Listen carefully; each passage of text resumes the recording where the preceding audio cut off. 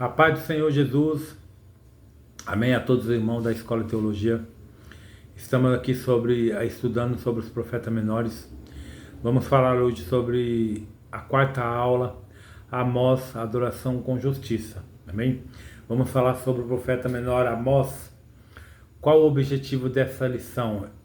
É expor os principais conteúdos apresentados na profecia de Amós, compreender quem foi o profeta Amós, sua origem, trabalho e estilo profético.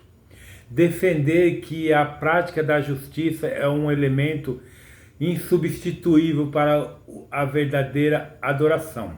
Amém? O texto que nós vamos trabalhar, Amós 6, 3, 5. Amós 6, 3, 5. Vai dizer assim: vós que dilatais o dia mau e vos chegais ao lugar de violência, que cantais ao som do alaúde e inventais para vós instrumentos músicos como Davi. Amém? Por enquanto só até aqui. Amém? Meus irmãos, a profecia de Amós nos ensina que justiça e retidão são elementos fundamentais para a adoração. Estudaremos, meus irmãos, o livro de Amós, veremos que o profeta pastor e cultivador de figos foi enviado ao seu povo com uma palavra contundente contra a idolatria que havia se tornado uma praga no meio do povo de Deus. Ele também fez grave denúncia contra as injustiças sociais. O livro de Amós nos mostra que a prosperidade de Israel foi a causa da corrupção da nação. Infelizmente, meus irmãos, algumas pessoas ainda hoje, depois de prosperarem, se esquecem do Senhor e das ordenanças da sua palavra. As prédicas de Amós foram precisas e alcançaram o amargo da nação israelita. Contudo, ele não apenas assinalou o pecado, mas advertiu o povo a buscar o arrependimento, pois Deus ele é bom e misericordioso e se arrepende do mal. Joel 2,13. É um grito profético em favor da justiça e da retidão, baseando no caráter de Deus. Ilustra vividamente quando abominável e para Deus a religião, quando divorciada de uma conduta reta. A religião é uma confrontação radical e vigorosa entre Amós e o sacerdote Amazias. Seu estilo audaz e enérgico reflete a inabalável lealdade do profeta a Deus, em usar pessoas que lhe são tementes, ainda que desprovida de credenciais formais, para que proclamem a sua mensagem numa era de profissionalismo. Vamos agora ler um texto com um contexto, Amós 5, do 21 ao 23, amém? Amós 5, do 21 ao 23 vai dizer assim: aborreço, desprezo as vossas festas e as vossas assembleias solenes, não me dão nenhum prazer. E ainda que me ofereçais holocaustos e ofertas de manjares, não me agradarei delas, nem atentarei para as ofertas pacíficas de vossos animais gordos. Afastam de mim o estrépito dos teus cânticos, porque não ouvireis as melodias dos teus instrumentos. Amém? Meus irmãos, o livro de Amós é surpreendentemente atual. A sua profecia condena a idolatria e denuncia as injustiças sociais que às vezes são normatizadas pelo estatuto de um determinado grupo social. O mais triste, meus irmãos, é saber que o sistema religioso, assim como os demais políticos, jurídicos e sociais podem se mancomunar junto à corrupção. Amós não pensou duas vezes em tocar o dedo na ferida de Israel e desafiá-los ao arrependimento. Caso contrário, a nação receberia o juízo de Deus. Amós ele profetizou aproximadamente 3 décadas antes da destruição de Israel pelas tropas da Assíria. Ainda hoje, a voz do profeta continua a ecoar, alteando a bandeira da justiça no estandarte da adoração cristã. O livro de Amós ele é conhecido como o livro da justiça de Deus e nos ensina que a adoração não pode desassociar-se da retidão e dos princípios bíblicos e justos revelados na palavra de Deus. O profeta Amós, o profeta Amós e sua vida. O nome Amós significa carregador de fardos. Em alusão ao seu nome, podemos dizer que sua fala era pesada e a sua palavra uma carga do Senhor. Por causa de sua origem, humildade, o profeta não apresenta seu sobrenome, indicando que sua família não era conhecida. Amós 1:1. Ele provinha de uma classe trabalhadora, portanto ele estava acostumado a carregar fardos. Deus ele chamou um homem aleijado, um homem calejado para uma dura tarefa. Amós permaneceu soluto em cumprir sua missão. Foi duro nas denúncias e exortações, porque sabiam que se o povo não ouvisse sua palavra, o peso do juízo divino derramado sobre Israel seria ainda maior. Ele era natural de Tecoa, Amós 1:1. Essa cidade ficava a uns 20 quilômetros ao sul de Jerusalém, junto ao deserto da Judeia. E essa região ficava próxima à estrada que ligava Jerusalém a Hebrom e Berseba. E foi nessa região que João Batista se levantou como profeta. Amós ele foi um profeta sulista que atuou como missionário no reino do norte, Israel. E a certeza do chamado divino revestiu o profeta da coragem para denunciar. Um homem simples. Amós fala a partir de sua realidade. Por isso se apresenta como um legítimo representante de uma classe explorada que não tinha voz nem vez. Ele era pastor, boleiro e cultivador de sicômoros. Amós 11:7-14. Possuía múltiplos empregos, era um homem trabalhador que fez questão de identificar sua origem humilde. Amós 7. Sabia que seu ministério era ratificado não pela tradição por trás de um nome, mas pelo chamado divino. Tal como Davi era pastor, entretanto suplementava o seu trabalho cultivando sicômoros, figueiras bravas. Durante os meses de verão, os pastores mudavam o rebanho para lugares mais baixos e pegavam serviços paralelos como boieiro ou cultivadores de sicômoros para ter o direito de pastar com seus gados naquelas regiões. Sicômoro era a fruta consumida pelos mais pobres.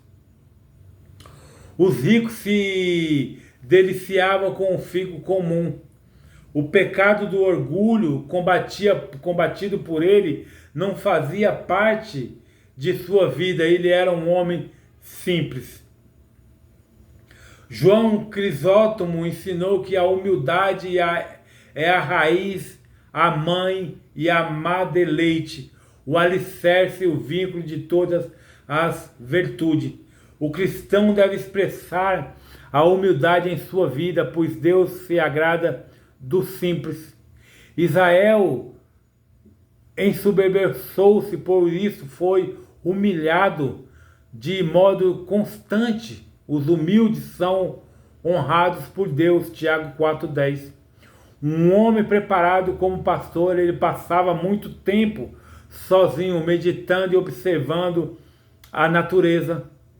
As ilustrações utilizadas em suas profecias foram atraídas da vida diária, indicando a originalidade dos seus pensamentos.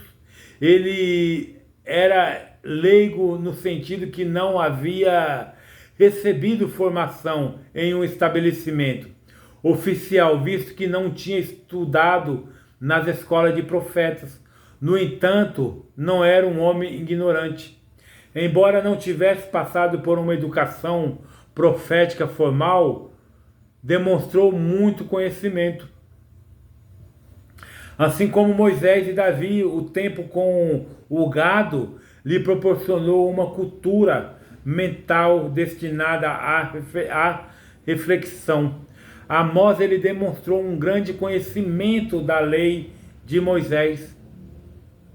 Não devemos desprezar as pessoas que não tiveram a oportunidade de passar por um sistema de formação oficial, pois aprendemos com Amós que todos podem ser usados por Deus, independentemente da classe social ou do currículo formativo.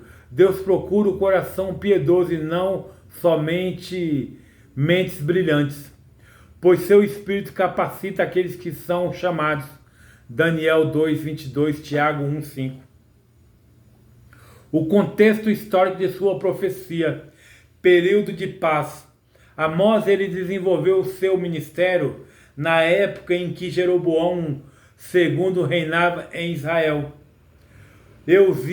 Eusías em Judá. Foi um período de grande prosperidade para ambos os reinos. E de acordo com o Antigo Testamento, ele foi contemporâneo de Oséias, Jonas, Isaías e Miqueias. O clima do governo entre Jeroboão II e Uzias era amistoso. As nações que poderiam perturbar Israel tinham sido dominadas. A luta contra a Síria terminou com a vitória de Israel. O rei ele tinha estabelecido o sistema de Israel, segundo a Reis 14:25. Os reinos do norte e sul invadiram em seu território de tal modo que conseguiram recuperar quase todo o território do Império Davídico Salomônico. Esse período ficou conhecido como a Idade de Ouro para ambos os reinos. A ideia de um juízo divino parecia não se adequar às circunstâncias daquela época. As ameaças assírias de Tiglat-Pileser III, 745-727 a.C., se manifestaria apenas algum tempo depois. A paz experimentada pelos israelitas lhes trouxe uma sensação enganosa de segurança, por isso rejeitaram a mensagem de Amós. Que Deus nos livre das sensações enganosas da vida. Nós devemos guardar o nosso coração, como diz Provérbio 4:23 e Jeremias 17:9. Entregando a autoridade de Cristo, perdendo período da prosperidade. A paz política e a expansão territorial conduziram Israel para um período de prosperidade material. As nações vizinhas eram tributárias do norte. As riquezas e a influência para Israel, os novos ricos, perdiam a paciência com as restrições de trabalho impostas pela lei do sábado. A vontade de acumular riqueza se tornou maior do que o anseio de obedecer à lei do Senhor. A ganância tem sido uma fonte de tropeço para muitos. 1 Timóteo 6, 9 e 10. Os problemas não eram tratados de forma justa. Deuteronômio 15, 11, 24, 15. A luxúria dos ricos era conseguir à custa da opressão e exploração. Amós 2, 6, 8. Os ricos controlavam tudo, inclusive o judiciário. As decisões dos tribunais eram todas favoráveis aos ricos. Extremamente opressiva aos pobres. Amós ele se levantou contra as injustiças sociais e combateu os sistemas desonestos que pervertiam o direito dos necessitados. Os homens de sua época estavam tão contumazes em acumular riquezas que se esqueciam de atentar para a necessidade de seus irmãos. Lembramos-nos de que o desprezo ao pobre é um grave pecado diante de Deus. Deuteronômio 24, 15, Isaías 3, 15. O paganismo religioso, a força material de Israel contrastava com a sua fraqueza moral. O sumo sacerdote Amazias, por exemplo, era de classe leiga e não provinham da descendência sacerdotal. Tal questão, meu irmão, era um grande ultraje à fé verdadeira em Israel. Quando Amós profetizou que Israel só achava fora do prumo por causa dos pecados de idolatria e materialismo introduzido pela casa de Jeroboão, Amós 7, do 7 ao 9. Amazias, ele demonstrou que era um sacerdote defendendo os interesses do rei ao tentar proibi-lo de continuar profetizando. Amós 7, 12 e 13. As leis divinas estavam sendo burladas, a religião tinha se corrompido. Amós 7, 10, 14. Jeroboão II incentivou a prática dos cultos à fertilidade por meio de um sistema de adoração ao bezerro de ouro, segundo Reis 14, 24 e 25. A adoração a Jeová permanecia concomitantemente paganismo. Oséias 2, 3, 16 e 17.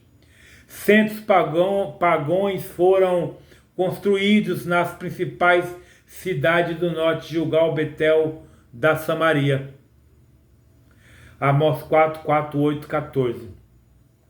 E alguém precisava combater esses pecados, e por este motivo Deus levantou o corajoso Amós. A adoração com justiça, a mensagem do profeta.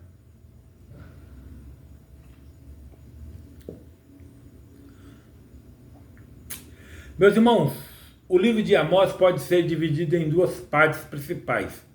Na primeira seção, situa-se os oráculos que vieram pela palavra, Amós 1,6. Aqui nós encontramos juízos entregues para 8 nações, Damasco, Gaza, Tiro, Edom, Amon, Moabe, Judá e Israel, Amós 1,2. O profeta ele apresentou uma série de discursos de julgamento contra Israel, Amós 3,6. Ao denunciar as denúncias de Amós parte do geral para o específico. Primeiro ele falou às nações, depois foi específico em detalhar os pecados de Israel. Na segunda seção do seu livro estão as visões, Amós 7, 9. Para fortalecer sua intimação, Amós apresentou uma série de símbolos do juízo vindouro, Amós 7, 8 e 9. E por fim ele terminou sua mensagem apresentando a restauração futura de Israel, Amós 7, 11 e 15. Sua profecia confrontou principalmente as instituições de Israel ao denunciar os pecados que destruíam os fundamentos sociais, morais e espirituais da nação. Estamos preparados para pregar uma mensagem de confronto, responsabilidade social. Amós ele encontrou um mau governo em Israel. Oséias, seu contemporâneo, fez denúncias semelhantes. Oséias 5, 7, 5 e 7. As instituições de Israel transformaram a justiça em uma erva daninha. Amós 5, 7. Eles perverteram o direito do próximo, não aceitavam a repressão, aborreciam na porta aquele que os repreendiam. Amós 5:10. O portão de qualquer cidade era o lugar onde a justiça era administrada. Deuteronômio 28:15. Se um profeta ou juízo repreendesse, sofreria represálias. Por uma questão de conveniência, muitos se silenciavam. Amós 5:13. Os pobres eram pisados, extorquiados e explorados. Amós 5:10. Também eram rejeitados nos tribunais de justiça. Amós 5:2. Seus direitos eram violados. Amós 2:7, 4:1, 5:11. Amós denunciou a prática do suborno. Amós 8:4-6. E cumpriu seu papel de responsabilidade social ao denunciar a injustiça. A ira de Deus na pregação de Amós era a justiça divina, reagindo contra as injustiças humanas. A adoração com justiça. Conforme vimos, apesar dos múltiplos pecados e das injustiças sociais, a adoração nos espaços supostamente sagrados continuava de forma natural. Os ricos injustos gostavam de frequentar os santuários e exibirem seus sacrifícios, sonegando a Deus a verdadeira adoração. Oséias 8:13, Amós 5:22.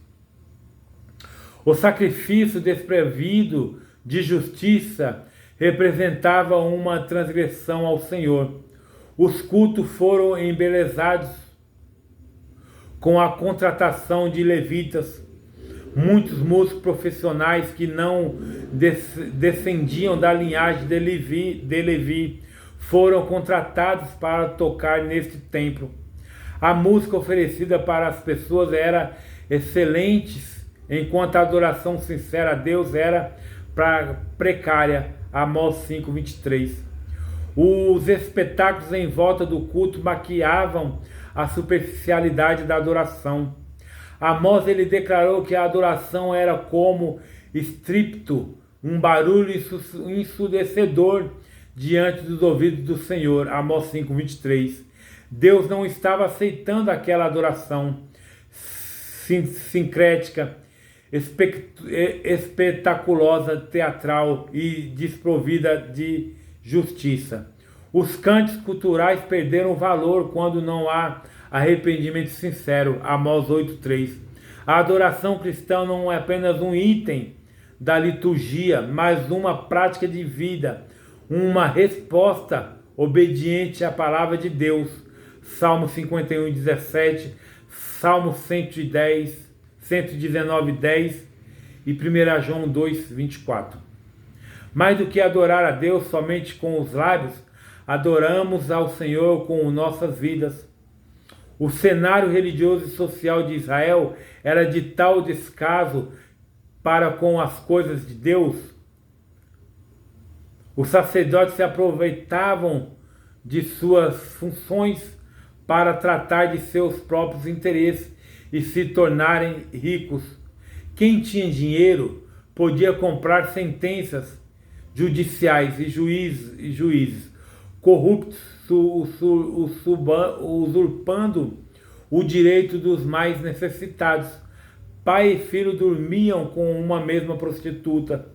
e todas tinham a certeza de que se seguissem os rituais descritos na tese de Moisés, não precisaram se preocupar com as vindas pessoais.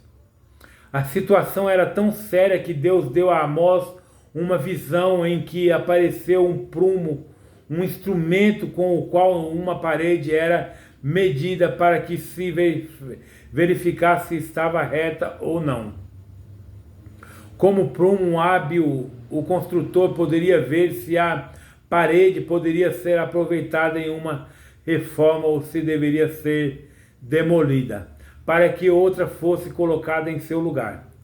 E o prumo de Jeová mostrou que a parede de Israel estava torta. Essa falta de retidão não era demonstrada apenas na forma como cultuava, mas principalmente na forma como os mais abastados tratavam os mais carentes, exigindo deles tributos e fazendo pouco caso de que a lei ordenava a ajuda aos pobres. Amém? Meus irmãos, a justiça social pregada por Amós aponta para a obediência aos princípios da palavra de Deus. Nós devemos lembrar de que os fundamentos do verdadeiro religioso, da verdadeira religião, são constituídos pela forma como tratamos o próximo. Adoração sem justiça é uma ofensa a Deus. Uma religião que diz honrar a Deus, mas despreza, explora ou oprime o semelhante é uma fraude. Amós, ele nos ensina que a verdadeira adoração exige comunhão vertical com Deus e horizontal com o próximo. Amém? Essa foi a nossa quarta aula, Amós, a adoração com justiça. Amém? Próxima aula, quinta aula, nós vamos falar um pouquinho sobre Obadias, tá bom? Obadias, o cuidado para com a retribuição. Amém? Até a próxima aula. Deus abençoe. Um forte abraço. Tchau.